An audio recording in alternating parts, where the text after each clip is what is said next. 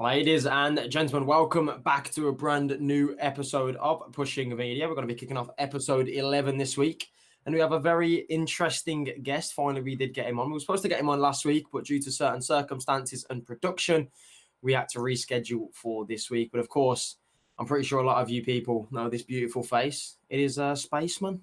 If they don't, I don't blame them. Who the hell really knows anymore?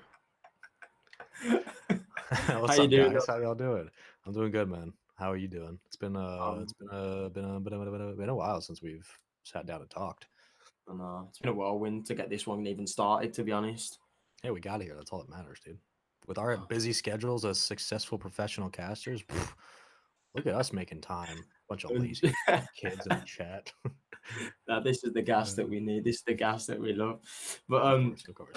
To kick things off, I suppose, just tell the stream who you are and what it is that you do. Sure. My name's Sean. I'm a North American commentator. I've been commentating most of Call of Duty. I've been commentating Call of Duty since I was 13. Started getting into it professionally when I was around 15. And right now I do Call of Duty. You might see me at CWL last year. I do Call of Duty, Halo, Fortnite, Apex, Gears of War, Smash Ultimate, and currently I'm working with the Rocket League esports. So I'm all over the place. So you probably see me a couple of places. That's actually a wide range. I didn't even know you'd done that much. Yeah, it's a bit. It's a bit. That's a wide range. What would you say your favorite one is? Ooh, it's gotta be Call of Duty, dude. Like I've been doing that for 8 years. It's Call of Duty. But second favorite, it's a tie between Halo and Rocket League, just because Halo is my second love, and Rocket League is just fun. It's just really fun. So that's definitely where I'm at. But yeah, Call of Duty's number one always. Yeah. How did you find casting Apex? It was actually interesting. I thought it was going to be a lot like Fortnite's with every game you cast it kind of just depends on how you approach it. Yeah. So Fortnite was basically like creating small talk, and then because the game kind of slows down after a while, but especially in like the early drops. But with Apex, it was about it was kind of like pocket casting. So you have like, especially on rotations, because the zone closes a little bit faster. Finding drops was really hot off the start. So when people would get weapons immediately, that was really fun because you can kind of go in and get some quick casting off. But as the meta sort of unfolded and the late game started, there's a lot more slow pace. There's a slow paced gameplay throughout compared to Fortnite, I found. So it was really about just creating like a small dialogue, and it was interesting. But I enjoyed it. I did it at Twitch Rivals, and I've done it at a couple of small events. But it was just basically just creating a normal conversation like you would have like in a party. And then as things unfolded, obviously you take care of business. But it was a lot different than Fortnite and other BRs that I've done. But it was fun. It was really fun. I was going to say, because BRs aren't your usual sort of cast. You just get into a card caster sort of vibe. You have to obviously watch the streams and stuff. So I was just wondering, because I've never watched an Apex cast ever. So I was just wondering how you bounce that one off. Yeah, it's honestly like, it's one of those things where I know I've done it before events. Like if you're not really sure of like the internal chemistry and the mechanics, because casting is like an art form, so you're trying to figure out the right way to speak, the diction, the pacing, the cadence, the everything that goes into it. So like whenever I'm getting into a new esport, after I've tried to learn as much about the community, I'll go and then I'll watch obviously matches, and usually I listen to the cadence of the casters, how much info they bring up, how long they speak. So the same thing with Apex. It was really about like just listening. Okay, what do they talk about and how much time, and is it all relevant to what's on screen, or is there other things? So I tried to find a good mix of all that. And yeah, it was basically just trying to like, I've played the game since the launch, so it wasn't an issue about knowledge. It was just more an issue about getting myself acquainted with it. So once you put both feet in and just go for it, it actually gets a little easier. But it was fun. I highly recommend trying it. Awesome, man. So you've been casting, I think I've seen on your profile for 9 years now. Around 9 years. 22, 7. Started when I was like 13, 12, 13. Think 13. How old are you now? Don't mind me asking. I'm 22. I'm about to be 23. So you're the same age as me. Jesus. Yeah, it's been a long time. When I was like 14, like we all played like eights lobbies back in Yeah. the day. Like that's when like COD was kind of at its like peak before it is now. But when like back then, I knew when I was like 14, I'm like, I have no chance of being a pro. I'm ass. So I was like, yeah, casting seems like the way to go. This is cool. But it was like it was a weird time back then because I know you look back and you can see like especially I think it was during Ghost is when things kind of peaked up for COD, especially Yeah. like commentary event wise. Um, but we just came off Black Ops 2, and it was kind of like it was like if you were a player or you were coming up, you knew whether or not you were going to be taking that next step. And if you knew that you weren't, there was avenues of which you could get yourself involved with the esport, whether it was through the different orgs that were there at the time, like Curse Las Vegas was hiring staff members. So like there was so many avenues. And this was an instance where I was like, honestly, like being a pro, there wasn't a whole lot of stability at that time other than being like a top player. So it was do you drop out of school and do that, or do you find something a little more stable, which I thought was casting at the time. So I was like, yeah, that makes sense. But it was weird, man. Like we all kind of created avenues of careers for ourselves back in 2013 before anyone even knew that we would get to this point. So it's just interesting to look back and see all that stuff. What made you take the jump into casting then? Obviously, realizing you weren't going to be a pro, but Yep. No so, chance. so what was it that turned around? Was it like you thought that because you've seen obviously what was coming up in Ghosts, all the production, the casting talent, etc. Is it something that Yeah. you just sat at home and tried, or is it something that you was always interested in, as in like media, talking, drama, etc.? Nah, it was like honestly, it just kind of came randomly. Like I always watched the events like all the way back to like Modern Warfare 3, and then when Black Ops 2, obviously that's when things ramped up. And I remember it was I'm being dead serious. I was watching an event and I remember seeing like Puckett and Benson casting, and I was watching them, and I knew at the time that obviously like I was looking at I was looking at these players like they were larger than life. I was like, okay, these guys are so good, and this is a lifestyle and a dream that probably won't happen to most people, let alone me. So I was like, okay, that's probably out the window. But I looked at Benson and Puckett, and I was like, it's still involved with the larger than life aspect of esports and they're working in it. So they must have a job in it. So there must be a business side of it, which Mhm. means that they can still be connected to that world and there's probably a better avenue to it. And so I was like 13, I was like, that makes the most sense to me because it's something that, I can build over time. There's probably less pressure than being a player. And I don't know how I'm going to get involved with esports, but I know that somewhere down the line I will be getting a job in it. That was kind of my mindset. It was like I don't know how I'm going to do it, but I'll do it. And this was kind of like, okay, this is a connection to the world, less of business, more of just the esports, um, just more connected. You're actually connected to the game and to the community. And I was like, if that's an actual job, I'm sure that could be a reality. So it was basically just like seeing them and being like, that looks more realistic.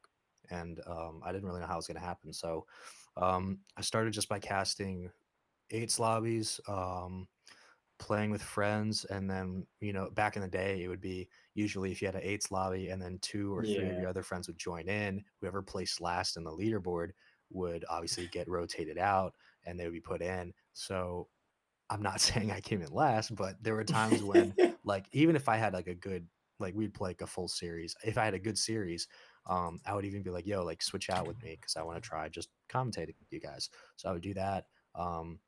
Did a couple of eights lobbies, couple of money eights lobbies, commentated bots for a while, just on my own. Didn't record anything. Recorded the first time I recorded a match was in Ghost.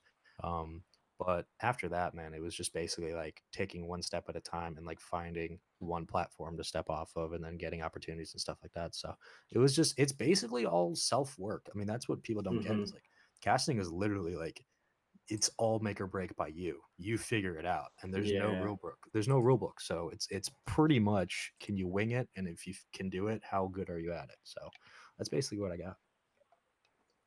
I like that. I've never actually sort of looked at it that way. That's opened my mind up a little bit to it. It's been a long So time, dude. when was it you thought? So going into your eight lobbies, casting all that, all the scrims and Hmm. stuff. At what point did you think that okay, I can do this now? Like I feel like I've got to that level. I've got the experience. I'm Mhm. good at this. Like, did you sit there and think, I'm good at this, I can do this? Hell no. I thought it was like a joke. Like when I did it, I thought I was like, oh, like I casted, that's funny, but I didn't take it seriously because I thought it was horrible. I Yeah, found I found like the first one I did the other day, and it was so bad. I was like, oh shit. Um, but no, the first time so AW was kind of like a dead year. I wasn't really sure what I was doing at that time. And then Black Ops 3 is when it so more recently, Black Ops 3 is when it kind of came to a head. So I at the time there was a posting on Twitter from ETG, which is a North American, New Jersey based local. Um, and they said where hey they had like a sign up, and I was like, oh, I'll go play because I was pretty decent at Black Ops 3, and I had a couple of friends who just wanted to play, and we're like we could go maybe run an event. But at the time, I had a friend who was looking to sub in, and it turned out that they posted on Twitter, like, "Hey, we're looking for commentators for the event. It's not paid. Um, like, it's basically just volunteer, like, show up and commentate." And so I was like, "Hey, man, if you want to sub for me, I might just go do this because I mean, why not? Screw it." yeah, So I drove there, bought a hotel, obviously, went to the event full suited up, which was a horrible idea. It was super hot in the venue, but I went there, casted the event with a guy who is oh my god, what is his name? I am completely blanking, but he's actually a good friend of mine. Surprisingly, he's currently on his name Tanner. Here we go, Tanner Slays. He come to the event for me. He's a streamer now, currently on TSM for Apex, which is a weird thing that we have crossed paths again. But I went to the event, commentated it. We did Black Ops 3. It was my first time casting at a LAN, which was pretty cool. And then basically I did it. I didn't think I did great, but I thought I did okay. And I was on my way home and I was like, yeah, I'm pretty sure like now I know that this is where I'm supposed to be going. Because until then, I mean, from Black Ops 2 till then, it was basically just here and there. hmm But after that, I was like, okay, that's my first real taste of something larger than just an eights lobby, and I liked it. And immediately after that point, I bought a PS4, and I didn't even have Black Ops 4 on or Black Ops 3 on PS4. I didn't even have PS4, so I went out. I had it on Xbox, so I went out, got a PS3, I should say. Bought Black Ops 3. Made sure I had it to be able to do casting abilities or casting gigs, and then I spent the next from Black Ops 3 through IW. I did I think one or two events, like one in Detroit for MES, but other than that, I was casting online as much as possible. Tournaments, again, eights lobbies, anything I could do. yeah, I got teamed up with Paradox, who's now, of course, the Observer. By the way, is one of the best commentators I've ever heard in my life. If you've never had a chance to listen to him, you should. The dude is, whew, he's really good. But him and I basically ran the IW casting for the longest time. We did Female Pro League, and we were commentating basically every single weekend for 6 months together. We did like 16-hour days religiously, constantly just casting. And so yeah, it was after Black Ops 3 when I realized, okay, this is like legit. And I took it super seriously. And then yeah, it was basically just grinding every single day until eventually I got an opportunity to do bigger stuff. So it's yeah. been pretty recent since I really took it seriously, but I had always been doing it. It just wasn't as much of a reality as it was like 5, 6 years ago. Now, going from volunteering to cast for an event Hmm. to going up to the pro level, was that a nerve wracking jump for Dude, you? Nerve dude, wracking thing, when like I that tell first you I event? thought I took a laxative, I was shitting myself. It was horrible. I thought I was gonna Oh, lose my mind.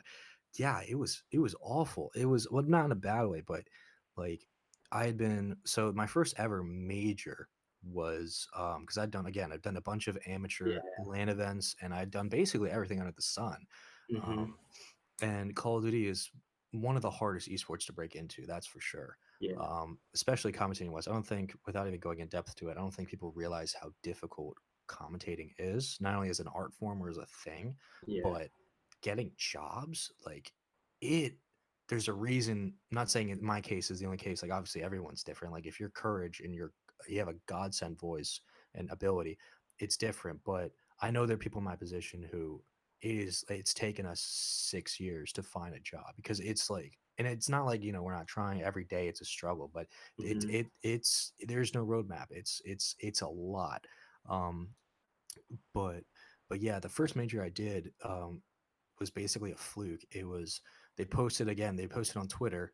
I didn't even do it for COD. It was for Gears of War, and they said, "Hey, like we're taking auditions um, for like a match at our major at our MLG New Orleans for Gears 4," and this was in 2018.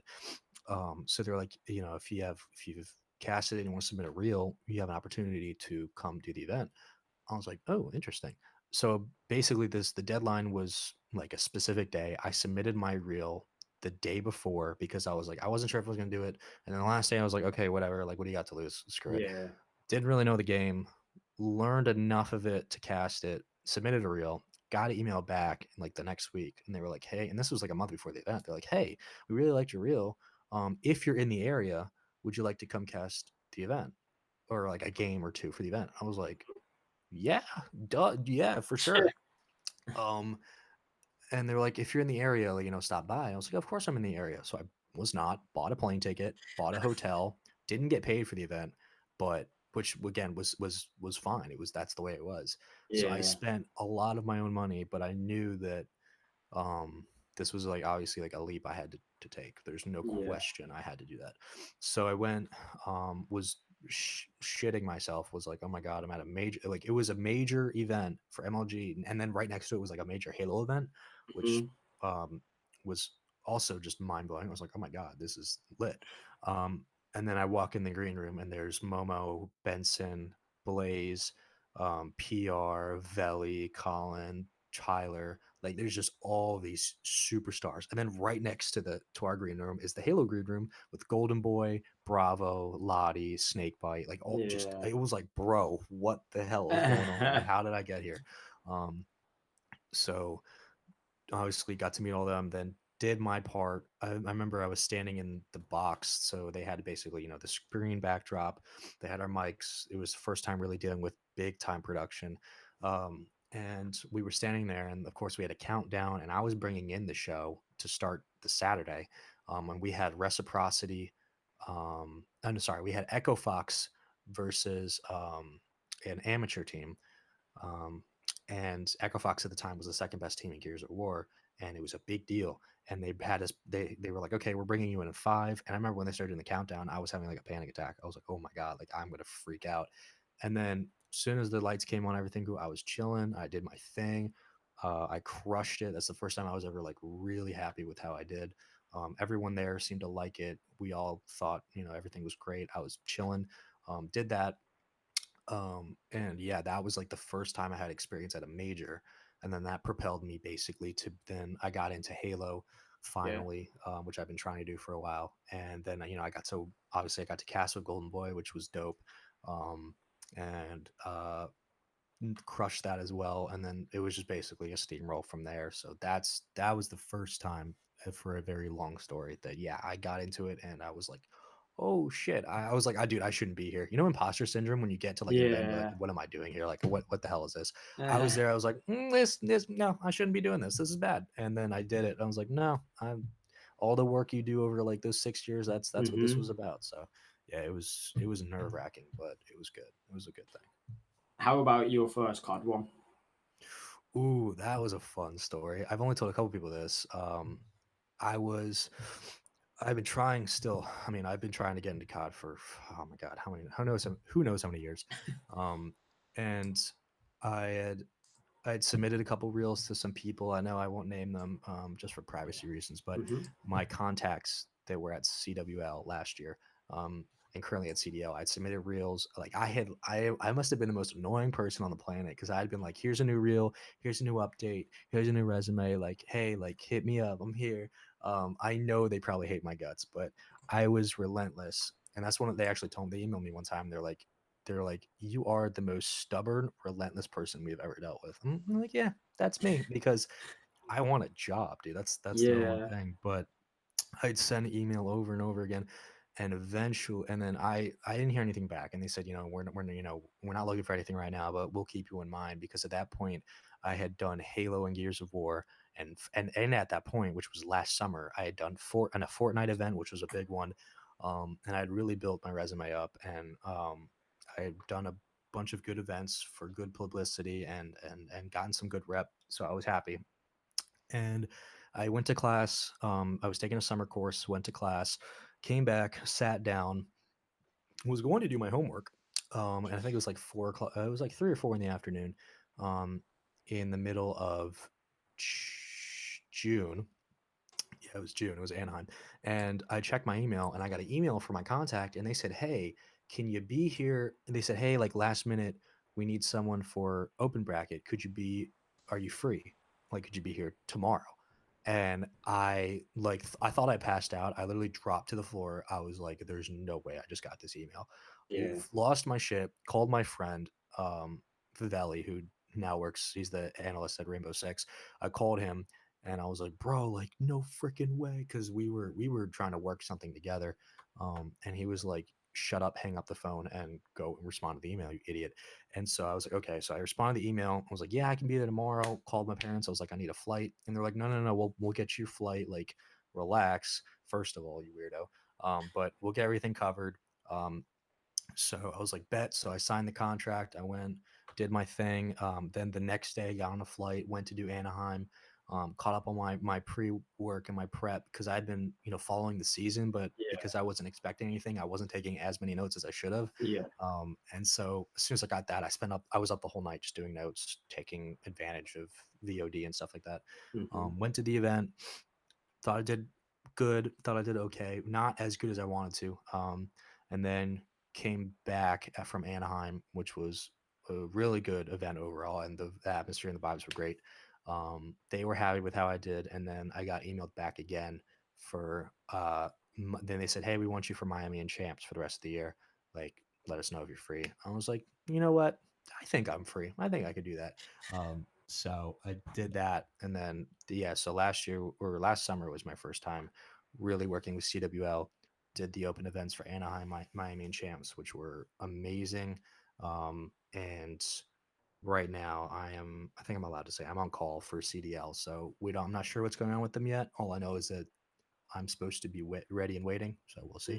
Hmm. But yeah, that's the first time I did COD, and it was like I went from literally not knowing what's going on to the next day I was at Anaheim doing that, and then I was doing Miami and Champs, and I was like, there's no way this is actually life right now. It was pretty wild. So yeah, that's basically what happened. So it was a weird experience, but it was awesome. I can imagine. I can imagine just getting that email alone. Your heart just stopped and I literally, everything. Just I thought I passed out, dude. I saw it. I was like, I looked around. I was like, "That's got to be a prank. There's no way."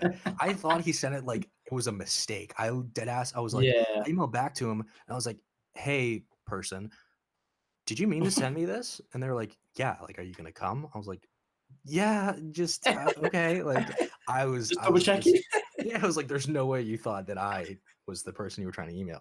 It's not gonna happen."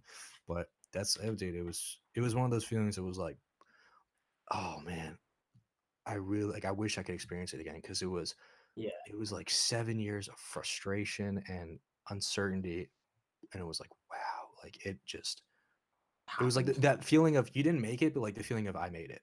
Like obviously Yeah. I didn't have a job, like a full-time job, but it was like first Hmm. step right there. Yeah. Yeah. I That's like you just lost open my the gate. mind. I Exactly. can imagine. I lost my mind. I thought I was gonna die. It was it was a weird couple of hours, but yeah, that was a good day. I can imagine, man. So when you were there casting, obviously, well, back then for the CWL, what Yeah. was your experience like when you was there? So like I know a lot of people, I can imagine, think what it's like to be a caster or on the analyst desk Hmm. at these events. Because I Hmm. mean, for us in the UK, when we get to these London events, etc., for us, you just walk around. You know what I mean? You just spectate, view, sit. But for you guys, Yeah. how time pushing is it? How exhausting? Like the work you guys put in behind it. It really depends on where it depends on first of all who you are, and then it depends on what you're trying to accomplish. So, like for some people it's easier because like for Maven or Rich was our host. So like for Maven or Rich or Clint or Ben or like any of the top people, Momo, Miles specifically, they're so good at their job to where they can put in the same amount of they can put in, they put in so much work behind the scenes and just in general, but they are able to carry broadcasts and do certain things where, I'm not at that level yet. Even though I've been doing this for a while and I've been trying to obviously every single time I cast get better, I'm nowhere near Maven's level, obviously.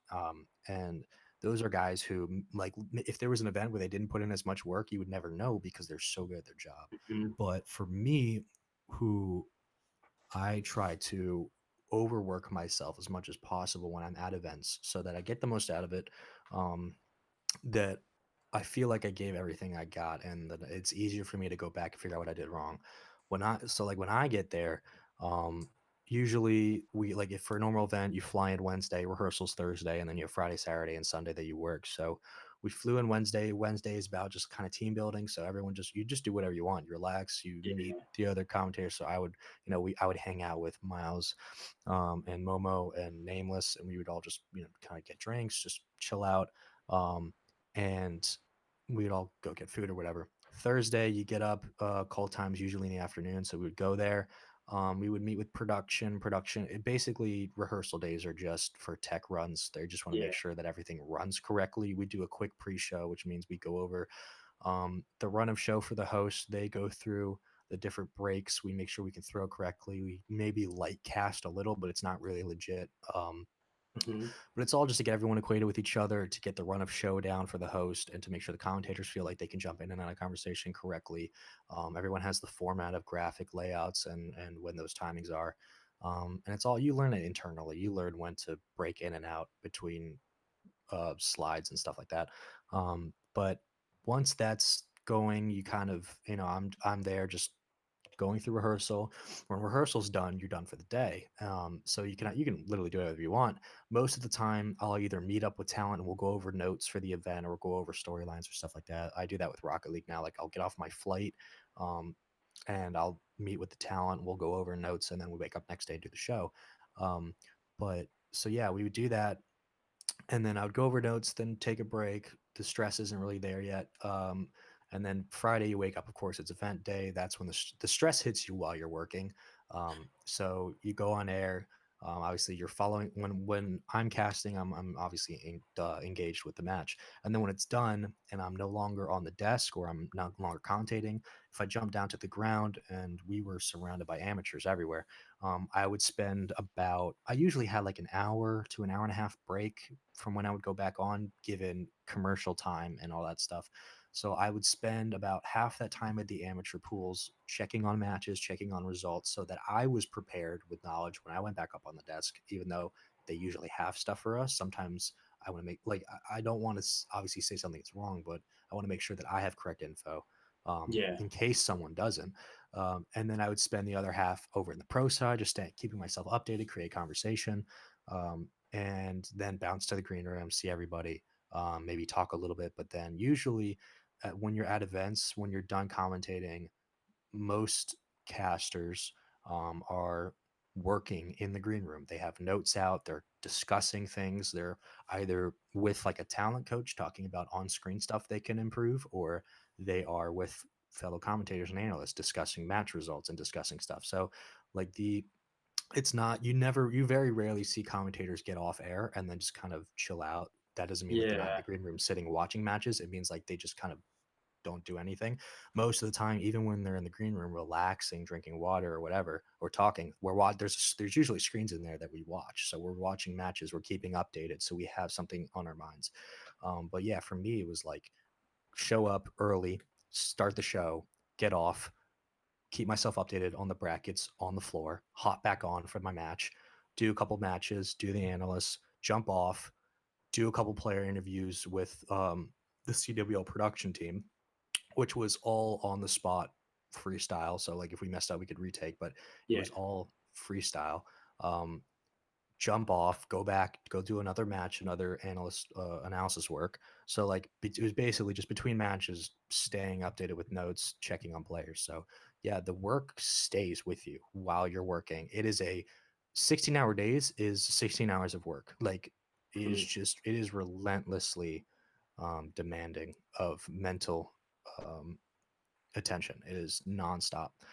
That's why most commentators are drained. Like after the day's done, we'll either be at the bar or we'll be back in our bedroom, like knocked out. It's very rare you'll see people go out to like clubs and stuff because Yeah, we are exhausted. We are tired. So yeah, that was basically just when you're in the trenches, you're in the trenches, man. Like it is when sometimes players have a little easy because when you show up, there's stress obviously to perform, but you get off, you kind of wait for your next match, go over team stuff all the time. But like um, being on air, obviously you have to have a certain presence. You have to be mindful of yeah, what you're saying. So there's sometimes more pressure on commentators throughout the day than there is on players. But yeah, dude, anyone who thinks that, oh, you just show up and cast, so not true. There's so much that goes into it that if you don't do that, and that's not even counting all the work you do before the event to yeah. get yourself updated. So yeah, it's a process every single time you cast. So it's one of those things you just kind of have to be cool with it. If you like the process of it, you'll enjoy casting more. So it's one of those things. I get that. How was you feeling after your first major? Do you mean like the Like just your thoughts in your own mind and like, wow, I just oh done that, etc. um Is it gonna after my be first how you major? expected, or Yeah, I well, after my first major was the Gears one. I had for it was a couple of variables. So I had felt good that I had casted Gears in a way that I thought was acceptable for a new community to come in. yeah, I thought I did a good job, which is important because I'm usually like I shit the bed, I didn't do good, and most people will be like.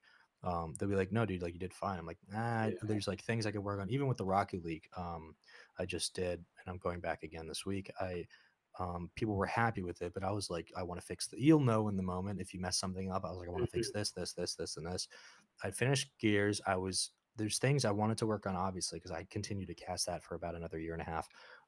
But I was like, wow, like that was the first time I felt pretty good about how I did. yeah, I liked what I said. I thought I made some good points. My job was to set up a story and set up pins for Blaze, who was my analyst, to knock down. So I thought I did a good job of that.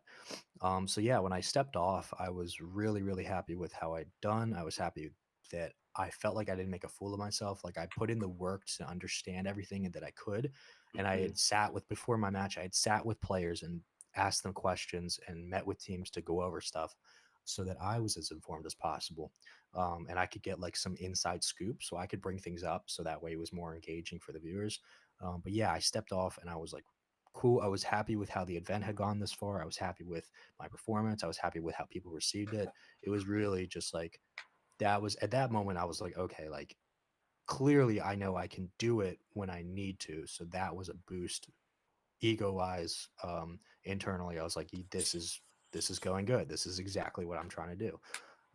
So yeah, after my first event, I was like, okay, like the same amount of work I put in for this, obviously I can double and triple that for COD, but I know that when I have to show up and do my job, I can do it, which was a plus. So that was a good thing. Yeah. So after my first event, I felt really good. awesome, man. Now, obviously, going into Rocket League, that's something that is it new to you casting, or have you been Um, casting that for a while as well? But obviously, this is your it's first. no, it's definitely new. I mean, I've casted it sometimes, but it's basically either been um with like a friend, like me and Valley casted a couple times, but nothing, never for like a land, nothing for nothing Yeah, serious. It was just to do because we always wanted to do it, and it's always good to have footage of the game you're trying to get into, even if it's yeah. not great footage. It's good to have it. So we had it. Yeah. So I had been in talk with Rocket League for about, um, let's see, October, November, 3, 4 months Yeah. because at the time I contacted him and said like obviously like I've never casted it for a major thing before, but I have some film and I'd love to give him like my resume and my repertoire up to this point. I know I could do it. Um, Hmm. and they were interested and they had asked me at one point, they were like, hey, could you be here? It was in November, like, hey, could you be here tomorrow or like on Saturday, because for like one of their they needed a host. Like one of their hosts was sick. They just needed a host for the weekend. And I was like, I'd love to, but I actually have to go to a friend's wedding, so I can't. So I felt really bummed out about that. Yeah. It was just bad timing all around. But we stayed in contact, and then we made some things work, and they came back and they're like, hey, we like your style, we like your commentating. How would you feel about working the Rivals series, which basically runs adjacent to the championship series? So I do RLRS on Fridays, um, and that all that is a play into the RLCS, which runs on Saturdays. Um, which is a pretty big deal. So I was like, yeah, like I'd love to do that. So we made that work within like the last month and a half of like back and forth negotiation stuff like that. But yeah, it was basically it's one of those games where you never want to approach a game like, oh yeah, easy, I can do that, Yeah. because you never know just how complicated things are. Because again, you have to show respect to the community, you have to show respect to the people that have come prior. So um, after I felt that I could commentate it as someone who had understood nothing about it, I then, other than, I mean, I played the game since launch, so I knew the game, but I didn't know as much about the community and the metas and the formations of teams and stuff like that that you should know. So as once I knew I could basically bare bones cast it, I went into the community, I went into learning about the teams, I went into finding player stats, I went into, you do all the normal um, deep dive stuff that commentators do. So that's when I spent the last like 2 months doing. So yeah, now that I'm here, I definitely feel much more educated than I did like 3 months ago, and I'm surrounded by good talent that knows we're new, and they're helping us learn and helping us get acquainted with stuff. So yeah, it's basically just taking a leap and just saying screw it, let's go for it. And then once you Mhm. get an opportunity to leap, you have to take it seriously. Like Yeah. you have to put everything you have into it. You have to show appreciation for the community, for the game, and take it as seriously as you would any other job. I try to treat every game I do like Call of Duty, where I try to put my passion and my love and everything into it, so that way I get the best result. I look better on camera, I sound better, and I do the community justice, because they don't want someone who's up there who doesn't care about them. They want, Yeah. I've been flamed hundreds of times in chat, and I was even, and I don't really, obviously, I I think don't care everybody about it. has. Yeah, yeah, everyone does, We and have what we do now, so yeah, and I got, there were some things I said during the Rocket League cast that weren't weren't wrong, but they weren't appropriate for Rocket League. yeah. And like I guess they weren't said, they're not said in that right way. Like Mhm. sometimes I say like, a player moved on the left hash. Now that's an appropriate term for most soccer, hockey, football things, because there is a left hash in Rocket League, but you don't really say it that way. Like there's things Yeah. like that.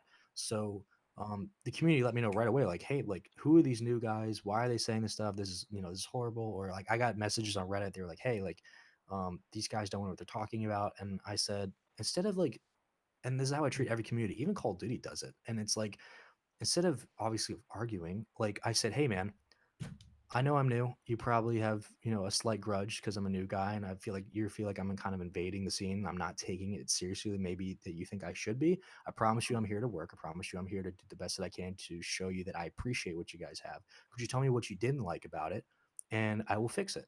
And they were Yeah. really like, yeah, man, like sorry about that, but like, here's what we want you to change. Here's what it works better. I was like, I'll take that, and I will make sure I'll fix it for next week, and I hope that I continue to improve for you guys. And they were chilling. So it's like it's with every esport. As long as you show the community that you're trying and that you have an open lane of communication, so you're willing to learn and there's no ego there, they're not going to hate you. So that's what I'm trying to establish with that, with Rocket League and every esport I do, is like I'm here to learn. I'm here to figure out what I can do, because if I cast better, it makes me look better, and it makes your game more enjoyable to watch. So yeah, it's literally just about communicating with the community. That's the number one thing. So Man. yeah, All that's right, I me. got two final questions for you. Sure. I think this one's gonna rack your brain. I'm Mm. pretty sure. I have a feeling that you have one, but I think it's gonna hurt you. What is your favorite moment ever throughout entire esports of your casting moment? Is there a certain series, a Mm. certain anything, something that you look back to now and think, yeah, Oh, that's interesting. Hmm. It's hard because I don't have a lot of massive hype moments. One, yeah, because I haven't been on that stage yet. Like I haven't one had the opportunity to have one of those big games yet, which was where those moments kind of happen. Like I would love to have like a Momo like TJ on Seaside Hardpoint moment, or like a Yeah, Karma 4-piece slam moment. Like obviously that would be, I would post that on every resume I have. I don't have a lot of them. I only have things where I felt I was having the most fun casting, and that's when I really like just kind of went crazy. Um, and again, it's not super hype. It's just kind of things that I can only relate to because I'm at this point in my career and I don't have any big hype moments that I can go off of.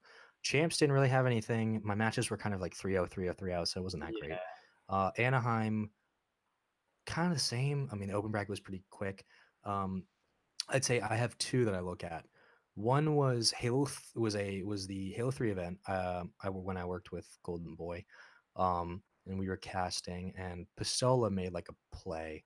Actually, there's three. Pistola made a play that was really sick. It was on Guardian Oddball. He made like a sniper play that I just screamed like Pistola, and it was really fun. The second one is I was casting Halo 3. I was casting with Wes, and our whole series, like I stepped in. I was kind of nervous because Wes is a very, very good Halo analyst. And it was my first, it was like one of my first times being on an alpha part of the stream and just being like the head of show. yeah, And we called a series against for like a really good team called like a snipe down and pistol and all that. And I thought I crushed the cast, and him and I had a really good synergy. So like that whole series was just really dope because him and I liked working together. yeah, Um, I guess the last one I have is Miami, CWL Miami. When it's really weird.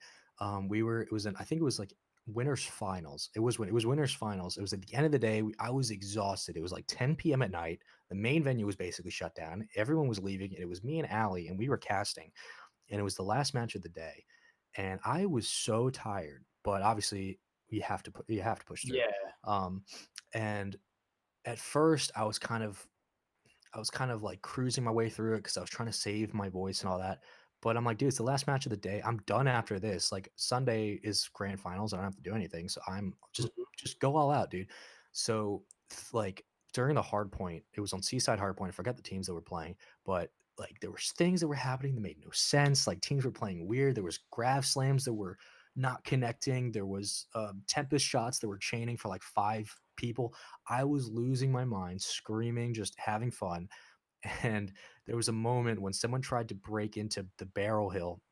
They had rotated from the top of yellow. They had come down the right side. They were trying to overextend and get spawns for new. And a guy broke in, and he like ran past someone, turned around, punched him, and then like shot him in the balls. And I started laughing. And me and Allie were like freaking out because it was just one of the weirdest things I'd ever seen. And I remember, I don't know where this came from, but I started like talking like, I think it was like a week before. Scraps had released a video where he was like, the vibes, that's nasty, man. I just started like screaming. I was like, you got shit on, the vibes, that's nasty, man. And I just started screaming like Scraps for no reason. And I started just laughing because I thought it was hilarious because the guy got shit on. And yeah, I was talking like Scraps for like a half a hard point, and it was hilarious to me. No one really cared, obviously, in terms of production because we were all tired, and the chat liked it.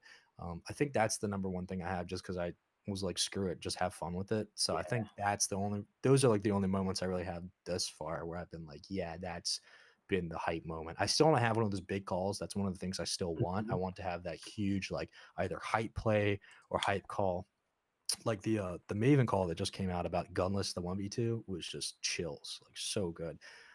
So I still want one of those at some point, obviously. But yeah, up till now, I think that's the thing. I was just talking like Scraps and telling someone they got shit on was hilarious. So yeah, I think that's really where I'm at. And the final one before we close this one out, what is the end game for you? Ooh, career wise, Yeah. ooh, interesting. So it's in the whole casting wise. If you got like, so your end game is it a specific game, the only game you want to be resided in, or Right. so forth. Best case scenario, I don't want to do only one game. Like I want to be able to do Call of Duty and Halo and Rocket League, and like I like being able to do as many games as possible Yeah. because it keeps your resume fresh and it's great brand marketing. Like it's the number Hmm. one thing. Like it's probably not great in some aspects, but like if you can be known as a guy who can be good at doing all these different games, why wouldn't you want to do that? But the end goal, as of right now, within like the next 5 years, the end goal is to get a job with a full-time job casting, whether that's with Call of Duty, which would be, that was the dream since I was 13. So that's the goal, being a full-time commentator or an analyst for them, whatever. That's the goal.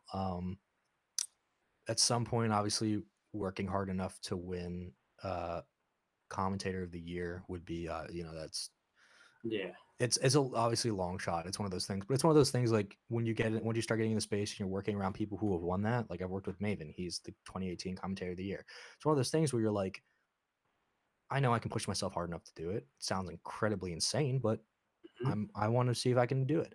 So that's one of the things I want to at some point see if I could win, just because I want to know that I have done the best job possible and I'm one of the best people in the world. I want to be the best at this. I probably will never be, but I'm going to try my ass off to do it.